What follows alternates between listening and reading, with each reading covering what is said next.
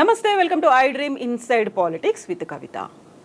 రాష్ట్ర మంత్రి కొండా సురేఖ చేసినటువంటి వ్యాఖ్యలు పెద్ద దుమారాన్నే లేపాయి. ఇటు పాలిటిక్స్తో పాటుగా అటు ఫిల్మ్ ఇండస్ట్రీ కూడా స్పందించింది. ప్రజలు కూడా దీన్ని తప్పుపడుతున్నారు. దీంతో పాటుగా వరుసగా కొండా సురేఖకు సంబంధించి గతంలో ఉన్నటువంటి వీడియోలు, ఆడియోలు ఎందుకని రిలీజ్ అవుతున్నాయి, ఓవరాల్గా కొండా సురేఖ వ్యవహార శైలి, మాట తీరు ఇంతే అనేటువంటి మాటలు ఎందుకు వినిపిస్తున్నాయి? మనతో పాటుగా ఉన్నారు పొలిటికల్ అనలిస్ట్ ప్రకాష్ గారు. ప్రకాష్ గారు నమస్కారం అండి. సో మీరు వరంగల్ వాసి, కొండా సురేఖ, కొండా మురళి చాలా క్లోజ్గా తెలుసు మీకు. ఇప్పుడు వస్తున్నటువంటి వీడియోలు లేకుంటే తను మాట్లాడినటువంటి మాటలు, ఆడియోలు ఇవన్నీ చూస్తుంటే ఏమనిపిస్తుంది మీకు? వాళ్ళ బ్యాక్గ్రౌండ్ తెలుసు, వాళ్ళ వ్యవహార శైలి ఏంటి అనేది తెలుసు. ఎందుకని ఇంత పర్టికులర్గా తన ముందు నుంచి మాట తీరు ఇంతే అనేది ఎందుకు వినిపిస్తోంది? అంటే బిగినింగ్లో సురేఖ చాలా బాగుండే. ఆమె ఏది మాట్లాడినా కూడా ఎవరికి అభ్యంతరం ఉండకపోయేది. ఇద్దరు కూడా బహుజన కులాల నుంచి వచ్చిన వాళ్ళు, ఇంటర్ కాస్ట్ మ్యారేజ్ వాళ్ళది. కొండామూరులేమో మాకు బంధువు అవుతాడు, కమ్యూనిటీ మున్నూరు కాపు. సురేఖ పద్మశాలి, వాళ్ళది లవ్ మ్యారేజ్, స్టూడెంట్ లైఫ్ నుంచి కూడా. సో కష్టపడి పైకి వచ్చారు. మురళి కూడా తనకు కొన్ని ఇబ్బందులు వచ్చినాయి నక్సలైట్స్తో. ఆయన మీద ఒకసారి ఫైరింగ్ అయింది జెండా ఆవిష్కరణ సందర్భంగా. ఆయన చంపాలని చెప్పి ఒక గ్రూపు ప్రత్యేకంగా ప్రయత్నం చేసింది. సో ఆయన కూడా తనను కాపాడుకోవడానికి తను ఒక గ్యాంగ్ను మెయింటైన్ చేశాడు. ఇంకా అవన్నీ అందరికి తెలిసినాయి. బట్ సురేఖ ఎప్పుడు కూడా ఆయన చేసే దాడులలో కానీ దాడులలో కానీ సురేఖ భాగం కాలే. ఆమెకు ఒక మంచి పేరు, విలువ అనేది వరంగల్ జిల్లా వ్యాప్తంగా కానీ రాష్ట్ర వ్యాప్తంగా కూడా ఆమెకు ఉండేది. ఆమె చాలాసార్లు ఎమ్మెల్యే గెలిచారు. ఆమె మొదటిసారిగా అగ్రెసివ్గా మనకు కనబడ్డది ఎప్పుడంటే వైఎస్ఆర్సీపీలోకి పోయిన తర్వాత ఈ మానుకోట దాడి, రాళ్ళ దాడి. ఆ తర్వాత కేసీఆర్ను బండబూతులు తిట్టింది ఒకరోజు. అంటే ఎప్పుడు కూడా ఏ మహిళ ఎవరు కూడా అంత అసభ్యకరంగా కేసీఆర్ని ఎవరు తిట్టలే. ఆ రెండు సంఘటనల వల్ల మానుకోట అండ్ కేసీఆర్ మీద ఆమె మాట్లాడిన మాటల వల్ల అందరికీ గౌరవం పోయింది ఆమె మీద. బట్ ఆఫ్టర్ లాంగ్ టైం మళ్ళీ ఆమె బీఆర్ఎస్లోకి రావడం, రీబిల్డ్ చేసుకోవడం, ఆమె చాలా లో ప్రొఫైల్లో మంత్రి పదవి ఇవ్వకపోయినా కూడా ఎక్కడ హార్ష్గా మాట్లాడకుండా, సరే నెక్స్ట్ టైం టికెట్స్ ఇచ్చే దగ్గర వాళ్ళ అమ్మాయికి కూడా టికెట్ అడిగారు. అంటే 3 టికెట్లు అడిగారు ఒక ఇంట్లో. 3 అడిగేసరికి కేసీఆర్ గారు కుదరదు అన్నారు. వాళ్ళకు కూడా ఏంటంటే మళ్ళీ అధికారంలోకి వస్తుందో రాదో అన్నట్టుగా కాంగ్రెస్ వైపు వెళ్ళిపోయారు. వాళ్ళు కాన్స్టిట్యున్సీ కూడా చేంజ్ చేసి ఆమె పర్కాల నుంచి పోటీ చేసింది, ఓడిపోయింది టీఆర్ఎస్ చేతిలో. మళ్ళీ వాళ్ళు ప్రిపేర్ అయ్యి మళ్ళీ వచ్చారు. సో మొన్న మాట్లాడిన మాటలు ఏదైతే ఉన్నదో, గతంలో ఆమె కేసీఆర్ని తిట్టినా కూడా ఇంత తీవ్రంగా ఎవరు భావించలేదు. అంటే ఉద్యమకారులు కేసీఆర్ని అందరు తిడుతున్నారు, ఆమె కూడా తిడుతుంది, ఎందుకంటే ఆమెకు తెలంగాణ ఇష్టం లేదు, వైఎస్ఆర్ క్యాంపులో ఉంది అని అనుకున్నారు. కానీ నాగార్జున వాళ్ళు రాజకీయ కుటుంబం కాదు. తర్వాత గత 70 సంవత్సరాల నుంచి నాగేశ్వరరావు కుటుంబం అనేది రాష్ట్రంలో అందరి ప్రజలకు సుపరిచితమే. ఆయన ఎన్నడూ కాంట్రవర్సీ కాలేదు, ఎప్పుడు వివాదాల్లోకి రాలేదు. నాగేశ్వరరావుతో పాటు నాగార్జున కూడా ఎప్పుడు వివాదాల్లోకి రాలేదు. ఆ కుటుంబాన్ని రచ్చగిచ్చడం, కేటీఆర్ మీద ఉన్న కోపాన్ని ఆ కుటుంబంతో లింక్ చేసి ఈ రకంగా చాలా అభ్యంతరకరమైన మాటలు మాట్లాడడం అనేది, అక్కడ ఎట్లా మాట్లాడిందంటే ఆమె మాట్లాడిన వీడియో చూస్తూ ఉంటే తాను పక్క నుండి అన్ని గమనించినట్టుగా, ఎదుటి వాళ్ళు నమ్మేటట్టుగా ఆమె చెప్పిన పద్ధతి, తర్వాత ఆమె హోదా. ఒక మంత్రి, ఒక సీనియర్ మంత్రి, మొదటిసారి కూడా కాదు ఆమె మంత్రి అయింది. ఆమె ఆ రకంగా చెప్పేసరికి చాలామంది నమ్మే పరిస్థితి వస్తుంది. కేటీఆర్ మీద ఇప్పటికే చాలాసార్లు రకరకాల వీడియోస్ ట్రోల్ అవుతున్నాయి. వాటిని ఆయన ఖండిస్తున్నా, ఆ పార్టీ వాళ్ళు ఖండిస్తున్నా కూడా సో ఈమె చెప్పడంతో దానికి కొంత శాంక్టిటీ వచ్చే అవకాశం ఉంటుంది. అంటే ఒక బాధ్యతాయుత స్థానాల్లో రాజ్యాంగం మీద ప్రమాణం స్వీకారం చేసి మంత్రి పదవి తీసుకొని గవర్నర్ చేతుల మీదుగా ఈ రకంగా మాట్లాడడం అనేది నాకు తెలిసి ఈమె మొదటి వ్యక్తి అని నేను అనుకుంటున్నా. అంటే రాజకీయ నాయకులు బూతులు మాట్లాడడం కొత్త కాదు, దాడులు చేయడం కొత్త కాదు.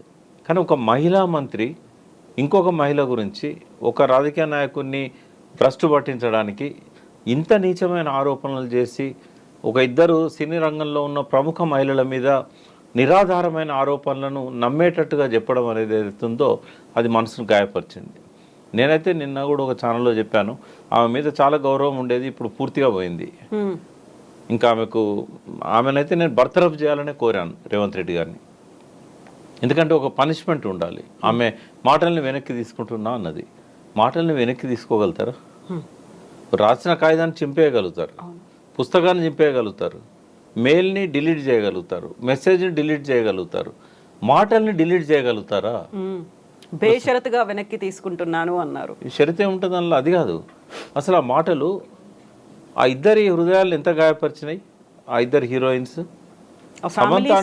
సమంత అంటే ఎంత రెస్పెక్ట్. ఒక సావిత్రి తర్వాత మళ్ళీ ఆమెను సావిత్రి రూపంలో సౌందర్య తర్వాత ఈమెను చూసాం మనం. ఒక విలువలున్న హీరోయిన్ ఆమె సమంత. ఒక మంచి కుటుంబంలో కోడలుగా వచ్చింది. సరే, వాళ్ళకి మనస్పర్ధలు వచ్చి విడిపోయారు. ఆ విడిపోవడానికి కేటీఆర్ ముడిపెట్టడం ఏంది అసలు? ఇప్పుడు కేటీఆర్ కూడా ఆయన మంచి ఎడ్యుకేషన్ ఉండి మంచి కుటుంబం నుంచి వచ్చి సంస్కారం ఉన్న వ్యక్తిగా ఆయన మనకు కనబడతాడు లాస్ట్ 10 yearsలో ఎక్కడ కూడా. అటువంటి వ్యక్తి ఈ చిల్లర పద్ధతిలో అడుగుతాడా? ఊహించగలమా మనం? అసలు అది నోరా లేకుంటే ఇంకేమన్నా అట్లా మాట్లాడాలని ఎందుకు అనిపించింది ఆమెకు? ఒకవేళ మాట్లాడి నోరు జారింది అనుకోండి, వెంటనే నేను పొరపాటు అయింది, నేను తప్పుగా మాట్లాడాను, నన్ను క్షమించండి నేను అప్పుడే చెప్పుంటే ఇదంతా ఉండకపోయేది. నేనైతే మళ్ళీ చెప్తున్నాను, ఆమె క్షమాపణలు చెప్పినా ఆమెను వదిలిపెట్టొద్దు. ఖచ్చితంగా ఆమెకు పనిష్మెంట్ ఉండాలి.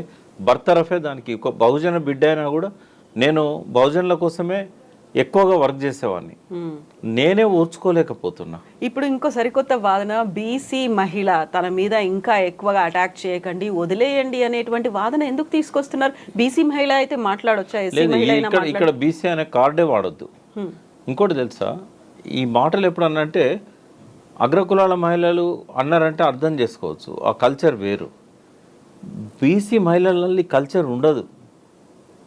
ఒకవేళ తెలంగాణలో నేను ఒక తిట్టులో కూడా ఆప్యాయత ఉంటుందమ్మా. ఆ బూతు అది ఏ రకంగా ఉంటుందంటే ఒక ఆప్యాయత కనబడుతూ ఉంటుంది అందులో ఏమైనా మాట్లాడినా కూడా. ఎవరో బాగా తాగి అట్టడుగున ఉన్న వాళ్ళు ఎవరన్నా అట్లా మాట్లాడినంటే అర్థం ఉంది. ఒక మహిళగా గా స్థాయికి వచ్చి అట్లా మాట్లాడేది అసలు. 30 ఏళ్ల నుంచి ప్రజాప్రతినిధిగా ఉంటూ ఇప్పుడు మంత్రి స్థాయిలో ఉండి, అది కూడా ఇప్పుడు ఎవరు కూడా, ఇప్పుడు ఆమె భర్త కూడా సహించాడు ఈమె మాట్లాడిన మాటలకి. సరే, మరి ఇదేమన్నా ఒక ప్లాన్ అనేది కూడా నాకు డౌట్ ఉంది. ఎవరి ప్లాన్ అంటే, ఇప్పుడు హైడ్రా మీద హైకోర్టు అక్షింతలు, మూసి మీద ఈ గొడవలు ఇవన్నీ జరుగుతూ ఉన్నాయి కదా. ఏమన్నా క్లెవర్గా ఒక సెన్సేషన్ క్రియేట్ చేయడానికి, అంటే రేవంత్ రెడ్డి మార్క్ రాజకీయం అయితే అట్లుంటుంది. అంటే ఒక గీతను ముట్టుకోకుండా తక్కువ చేయాలంటే ఒక పెద్ద గీత గీయాలని ఎట్లయితే తెనాలి రామకృష్ణుడు చెప్పాడో, మొత్తం మీడియా అటెన్షన్ అంతా డైవర్ట్ చేసింది ఒక 2 రోజుల నుంచి. ఆయన క్షమాపణలు చెప్పాల్సిన పరిస్థితి ఎందుకు వస్తుంది? ఆయనే దీని వెనకాల ఏమన్నా నువ్వు మాట్లాడు, ఏదైనా ఉంటే నేను చూసుకుంటా అని చెప్పాడా? ఎందుకంటే ఆయన ఎందుకు సస్పెక్ట్ చేస్తున్నామంటే, ఆయన కూడా మాటలు ఇష్టం వచ్చినట్టు పండబెట్టి తొక్కుతా, పేగులు మెడకేసుకుంటా, గుడ్లు బీకేస్తా, కనుగుడ్లతో గోళీలు ఆడుకుంటా, ఈ పనికి మాలిన మాటలన్నీ కూడా ఒక చీఫ్ మినిస్టర్గా ఆయన తన స్థాయిని మర్చి, తన హోదాను మర్చి తను మాట్లాడాడు. అయితే ఆయనే డైరెక్ట్ చేశాడా, లేకుంటే ఆయన ఇన్ఫ్లుయెన్స్ సురేఖ మీద ఉందా? ఎందుకంటే ఒక ముఖ్యమంత్రి ఇష్టం వచ్చినట్టు, నోటికి ఇష్టం వచ్చినట్టు మాట్లాడుతూ ఉంటే నేనెందుకు మాట్లాడకూడదు అని ఏమన్నా అనుకున్నదా? ఒకవేళ రేవంత్ రెడ్డికి సంబంధం లేదు, ఇది ఈమె పొరపాటున నోరు జారిందని అనుకుంటే, ఇంకొకరికి ఇది ఒక గుర్తింపుగా ఉండాలంటే ఆమెను బర్తరఫ్ చేయాలి క్యాబినెట్ నుంచి. ఇంకెవరు కూడా ఏదైనా నోరు జారేటప్పుడు సురేఖ గుర్తు రావాలి వాళ్ళకు. అట్లాంటి పనిష్మెంట్ ఇవ్వాలి ఆమెకి. లేకుంటే ఆ శాఖలను బీకేసి ఏ శాఖ లేని మంత్రినన్నా పెట్టాలి. ఏ పనిష్మెంట్ లేకుండా నేను వెనక్కి తీసుకుంటున్నా అంటే వెనక్కి తీసుకుంటట్టుందా? పరువు బజార్న పడ్డది కదా నాగార్జున కుటుంబాన్ని, కేటీఆర్ది. దానికి ఎవరు సమాధానం చెప్పాలి? ఇంకోటి, నేను ఒక అడ్వకేట్గా చెప్తున్నా, ఖచ్చితంగా ఆమెకు డ్యామేజెస్ క్లెయిమ్ చేయడానికి కేటీఆర్ వేసే సూట్ కానీ, నాగార్జున వేసిన సూట్ కానీ కొన్ని కోట్ల రూపాయలు ఆమె పే చేయాల్సి వస్తుంది. ఆమె ఎస్కేప్ కాలేదు, లైవ్లో మాట్లాడింది, అన్ని సాక్ష్యాలు ఉన్నాయి. ఈమె క్షమాపణలు చెప్పినా కూడా కోర్టు వదిలిపెట్టదు. అది ఒక మామూలు వ్యక్తిని అయితే వదిలిపెట్టేది, ఒక మంత్రిగా ఉన్న వ్యక్తి ఇట్లా మాట్లాడడం అనేది కోర్టు వదిలిపెట్టదు. కోర్టు దగ్గర ఈమె ఏం ఆధారాలు ఉన్నాయి, ఏం రుజువులు ఉన్నాయి, ఈమె ఏం చూపెట్టగలుగుతుంది? అవన్నిటికీ ఆధారాలు ఆమె దగ్గర ఉన్నాయా? సాక్ష్యాధారాలు తను మాట్లాడిన మాటలకి? ఇప్పుడు కోర్టు ఎప్పుడు కూడా ఇగ్నోరెన్స్ని ఎక్స్క్యూజ్ చేయరు. నాకు తెలియకన్నా, లేకుంటే నేను విత్డ్రా చేసుకున్నా, అవి నడివే. అవి అసెంబ్లీలో విత్డ్రా చేసుకోవచ్చు, రికార్డులోకి రాకుండా తీసేస్తాడు స్పీకర్, కానీ బయట నడవదు అట్లా. ఇప్పుడు కేవలం ఆ 2 కుటుంబాలనే కాదు, సినీ పరిశ్రమను గాయపరిచింది, టీఆర్ఎస్ పార్టీలో ఉన్న ప్రతి వ్యక్తిని గాయపరిచింది, మనసున్న ప్రతి మనిషిని గాయపరిచినాయి ఆ మాటలు. కేవలం వెనక్కి తీసుకుంటున్నా అంటే సరిపోద్దా? కాబట్టి చాలా సీరియస్ అంశం అమ్మా ఇది. ఇది భవిష్యత్ తరాలకు ఇది ఒక ఈమె మాటల వల్ల ఏదైతే పనిష్మెంట్ వస్తుందో అది ఆదర్శంగా ఉండాలి, ఇంకోరెవరు మాట్లాడకుండా ఉండాలి. కానీ రేవంత్ రెడ్డి అంత సంస్కారవంతుడైతే నేను అనుకోవట్లేదు. ఆయనే బూతులు మాట్లాడుతున్నాడు, ఇంకా యథా రాజా తదా ప్రజ అయిపోతుంది. ఇప్పుడు ఈ కొండా సురేఖ మాట్లాడినటువంటి మాటలు, వీడియోలు అన్నీ బయటకు వచ్చిన తర్వాత వరంగల్ ఈస్ట్కి సంబంధించి ఏం జరుగుతుంది, అక్కడ ఒక గుండారాజ్ అనేది తయారైంది, లేకపోతే ఇద్దరు ఒక మాఫియాని మెయింటైన్ చేస్తున్నారు, ఇంకొక పర్సన్ నవీన్ రాజ్ అనే పర్సన్ని మధ్యలో పెట్టుకొని వాళ్ళు అటాక్స్ చేస్తున్నారు, ఇవన్నీ ఎందుకు మాటలు వినిపిస్తున్నాయి ఇప్పుడు? అంటే ఫస్ట్ టర్మ్లో ఆమె టీఆర్ఎస్ అధికారంలోకి వచ్చాక, తెలంగాణ వచ్చాక ఎప్పుడైతే టీఆర్ఎస్లోకి వచ్చిందో వాళ్ళ దౌర్జన్యాలు కానీ దాడు అంటే ఎట్లుండేదంటే, కొండమురళి వ్యక్తిత్వం ముళ్ళుతో తీస్తానేవాడు. ఆయన సహజంగా దుర్మార్గుడు కాదు. ఆయన ముళ్ళుతోనే తీయాలి. దాడుల నుంచి కాపాడుకోవడానికి ఆయన మాఫియాగా మారిండు, పోలీసుల దుర్మార్గాలను ఎదిరించిండు, అట్లే దౌర్జన్యం చేసే వాళ్ళని కూడా ఎదిరించిండు. ఆయన లోపల మంచి ఉంది, చెడు ఉంది. ముళ్ళుతో తీయాలనే తత్వం ఆయనది. ఆయన ఒక గుండాగా చిత్రించారు. సరే, ఏదైతే ఆయన దాన్ని కంటిన్యూ చేశాడు. కానీ 2014లో ఎప్పుడైతే టీఆర్ఎస్లోకి వాళ్ళు వచ్చారో, వాళ్ళు వచ్చిన తర్వాత వాళ్ళు దాన్ని ఆపేశారు. ఎటువంటి దాడులు కానీ, దుర్మార్గాలు కానీ, నవీన్ రాజు లాంటి వాళ్ళు ముందుండేదన్నా చేసినా కూడా అంత ముందున్న పద్ధతిలో అయితే జరగలేదు అవి. ఒక పెద్ద మనిషిగా ఉండేవాడు. ఇప్పుడు నేను కూడా ఒకసారి పోయినాను ఆయన దగ్గరికి, మ్యాట్రిమోనియల్ ఇష్యూ, అది డైవోర్స్ సంబంధించింది. వీడు పిలిచి మాట్లాడి విడాకులు చేయించండి, వాళ్ళకి ఇచ్చిన డబ్బులు ఏదో ఇప్పించండి అంటే చేశాడు ఆయన. అంటే అటువంటి అవసరాలు ఉంటాయి అక్కడ.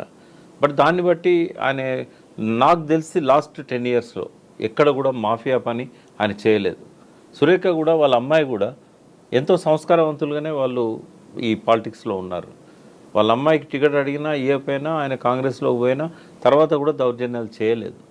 ఈ 10 years టీఆర్ఎస్ పాలనలో కేసులు ఏం లేవు.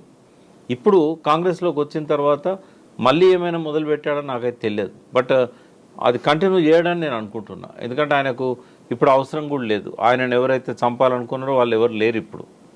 కాబట్టి మళ్ళీ ఆయన ఏదో మాఫియా అవతారం ఎత్తాల్సిన అవసరం అయితే ఆయనకు లేదు. ఆ పార్టీయే మొత్తం ధ్వంసం అయిపోయింది. ఆయన మీద ఎవరైతే చంపాలనుకున్న పార్టీ ఉందో దానికి నేను అడ్వైజర్గా ఉన్నాను. కాబట్టి ఆ రోజుల్లో నాకు తెలుసు ఆయన మీద అటాక్ ఎట్లా ప్లాన్ చేశారు, ఎట్లా తప్పించుకున్నాడు, తర్వాత వాళ్ళు ఏమనుకున్నారు, తర్వాత అక్కడి నుంచి ఆయనే వాళ్ళల్లో శత్రుశేషం లేకుండా చేయడానికి ఆయన మీద కక్ష కట్టిన వ్యక్తిని ఈయన ఎట్లా చంపించాడు.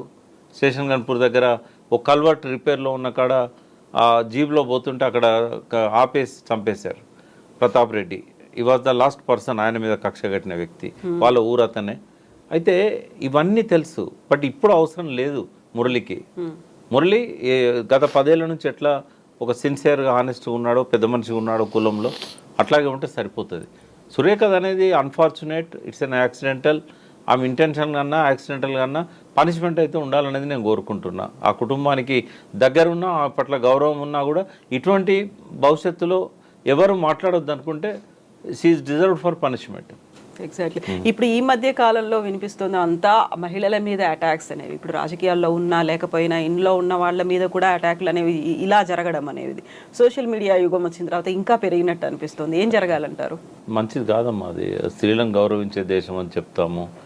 మన ఇంట్లో కూడా ఒక తల్లి ఉంటుంది, ఒక చెల్లె ఉంటుంది. ఇప్పుడు బూత్ అనగానే అది మహిళల మీద ఎక్కువ పెట్టే విధంగా ఉంటుంది. వాడు మొదలు పెట్టడమే అమ్మతో మొదలు పెడతాడు, భార్యతో మొదలు పెడతాడు. ఇది పితృస్వామ్య వ్యవస్థ యొక్క అవశేషం. ఇది ఈ కల్చర్ను పోగొట్టాలంటే సిలబస్లో చిన్నప్పటి నుంచే పిల్లలకు తల్లి అంటే ఏంది, మహిళ అంటే ఏంది, ఈ గౌరవాన్ని పెంచే విధంగా ఎడ్యుకేషన్ సిస్టమ్ ఉండాలి.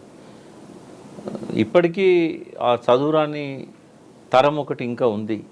వాళ్ళు తిట్టుకున్నప్పుడు ఈ బూతులన్నీ నెక్స్ట్ జనరేషన్ మీద క్యారీ అవుతూ ఉన్నాయి.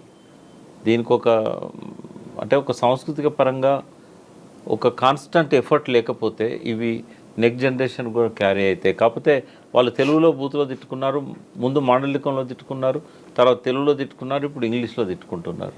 మళ్ళీ అవే బూతులు. చదువుకున్న వాళ్ళు అమ్మ టార్గెట్ అవుతుంది, అమ్మ టార్గెట్ అవుతుంది, మహిళ టార్గెట్ అవుతుంది. ఈ కల్చర్ పోవాలి. దీనికి అగెనిస్ట్గా ఒక ఫైట్ అనేది స్టార్ట్ కావాలి. వీటి మీద పనిష్మెంట్స్ కూడా బాగుండాలి.